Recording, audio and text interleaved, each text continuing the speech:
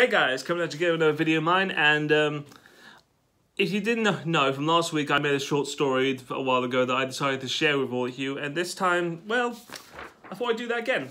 This one's a bit long, so don't worry.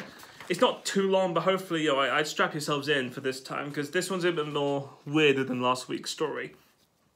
You know, this is what happens when, like, you get bored one night and decided, you know what? I had this idea in my head for a while, and I think I'll just write this down and see where it goes. Anyway. Again, this one's just titled Another Short Story, so anyone who has a good title idea at the end of this, once I'm done, feel free to, comment down below or give me any intel, I don't mind. Anyway, here we go. The year is 2542. Now, while I can go into detail about the state of the world, hell, the whole solar system, and what's been happening, but I'll just bore you. So let's get to where the interesting stuff happens.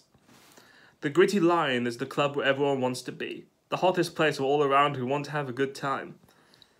Oscar Wemtel, a large bloated man with more machinery in his jaw and face than in the TVs on the walls, is one of the biggest crime lords in the whole system. Sitting in the biggest chair in the joint at the largest table with his best ladies and a robotic dog, whilst the hologram ladies and lads dance, was where he wanted to be. Because to him, it was perfect for business. Out of the back room enters Tina. Alright, you beautiful lot. I think you've had all the easy stuff now, but let's get serious with Carlotta, she shouted to the whole bar as she walked across the stage in heels that would hurt even the toughest supermodels. With neon-dyed hair and an outfit that could materialize to what she wanted it to be, she was the kind of woman who liked to control. And when she was able to control a room, she made sure they all knew who she was. At the same time, walks in the bar is Elliot, walking towards Oscar. Elliot, a punk with more brains than muscle, sporting an eye patch and a mechanical whip, walks to Oscar, hiding his farewell for what he is about to face. Well, I didn't think you'd show up, Oscar says in a mocking tone. Hey, now come on, I said I was legit, said Elliot. Really?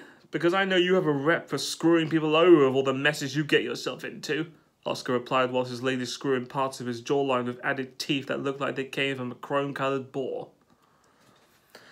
Because if you haven't got what I want, I'll just have myself a nice little bite, said Oscar whilst delivering a nail-biting chomp.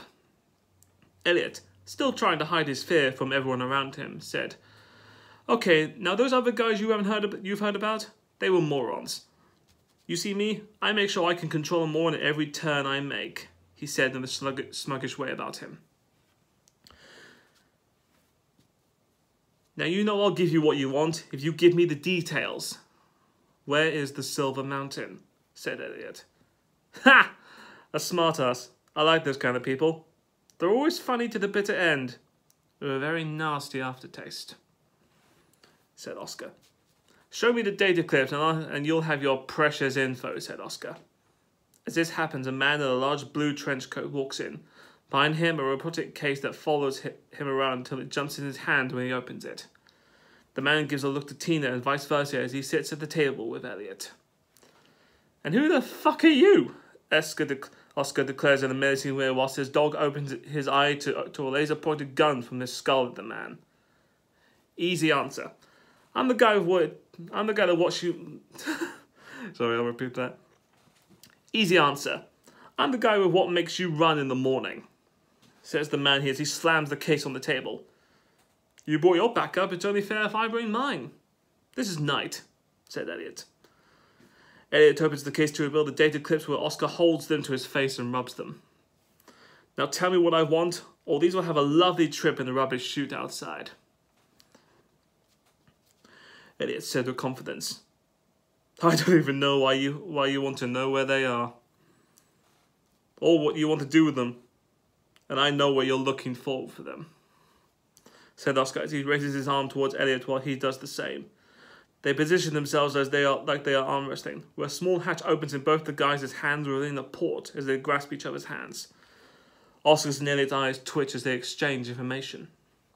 Once done, Elliot and Knight stand up and walk away hastily. Pleasure doing business with you. The case is all yours, Elliot says. Suddenly, sirens are heard from outside as an automated response is playing. This is the police. We are in response to the recent robbery that occurred today at the Information Monitoring Bank of London. Please exit the building and raise your hands up, said in a robotic tone. You son of a bitch, you let them here, Oscar yells as he and his two ladies pull out their weapons on the duo. Hey, I didn't tell you where I got the data from. But I did tell you one thing, it says as he reaches for his whip and Knight readies to open his coat. I know how to control morons.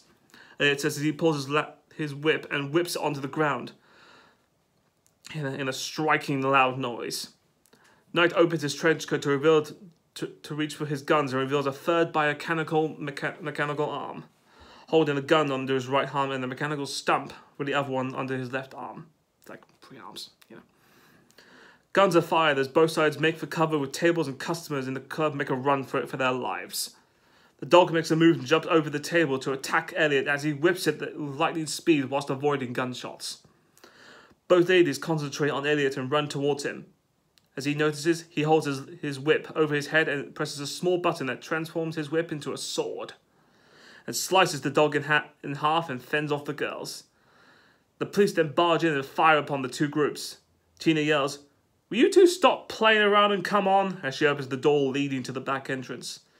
Both Knight and Elliot look at her, and Knight pulls out a gelatin grenade that he throws towards Oscar as they make their escape. Tina, Elliot, and Knight run out of the building as the club is engulfed in green gelatin. "You just had to be funny, didn't you?" said Tina as she punches Elliot in the arm. "Hey, word didn't it, and I got the info and we're still alive. Where's Franklin? I thought he was our backup and our ride," said Elliot. "He's waiting in the ship at the river. Thought he would be better," said Tina. "Motherfucker. If we didn't need him, I would kill him," said Knight. Suddenly, two police hover bikes appear as police raise their guns ready to fire. As they fire, Elliot swings his sword at the bullets, deflected them back at the police officers where they lie dead. "Oh great, now what do we do?"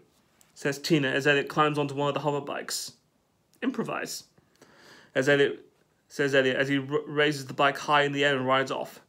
With Elliot on one bike and Tina driving the other, whilst Knight is on the back shooting at the police for what is a chase across the skies between 3 enormous police cruisers, whilst dodging hovercars and flying billboards around the dried up River Thames and the enormous tower cities.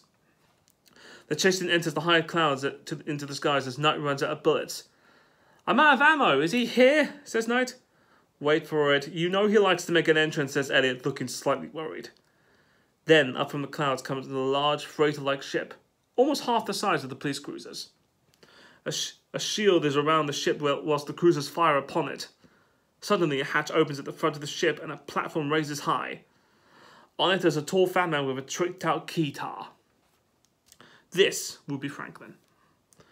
"There he is, I told you he'd show up." "Wait, what's he doing?" Yeah, Elliot said to Knight and Tina. "Oh shit, he's about to play that stupid keytar. Get inside the shield right fucking now," yells Tina as both bikes race towards the ship's shield. As both bikes just enter the ship's shield, Franklin plays a tune and sound waves come off the keytar with huge volume that deafen everybody. The sound waves hit the police cruisers one by one as they turn to rust in the space of 10 seconds, falling out of the sky. The hangar doors open to let the hover bikes in as Franklin comes down from the platform to meet the trio.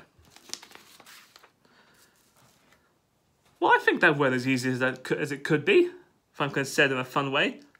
"You couldn't give us a bit of warning before you used that stupid thing? It could have killed us," says Knight whilst checking his mechanical arm. "Oh, relax, you free-armed wimp. The spell would have avoided you. I made sure of it. At least I think I made sure of it. Anyway, you did do it, and you got the info, right?" says Franklin towards Elliot.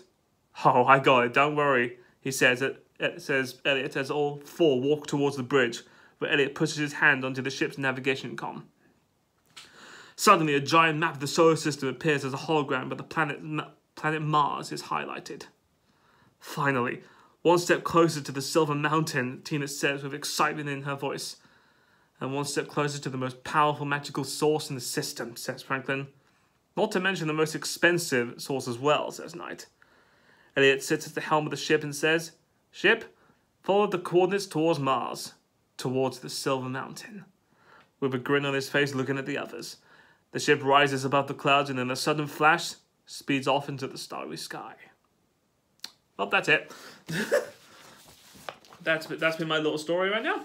You know, yeah, and that's also the end of this video. I know it's not great. It's just something I just did on the fly at night, but you know, comment down below, like and subscribe. What did you think of it? You know, I'd love to hear opinions. I'd love to hear about it, see what you think. Yeah, see, you know, tell me if I should do more of these or I should just stop and go back to just making shit up. But yeah, that's it, guys. Thank you so much for listening to my story. You know, I liked it as much as I thought. Like, comment, and subscribe to my channel, please, if you wish to hear more of this, hear more about me. Anyway, that's it, guys. Bye.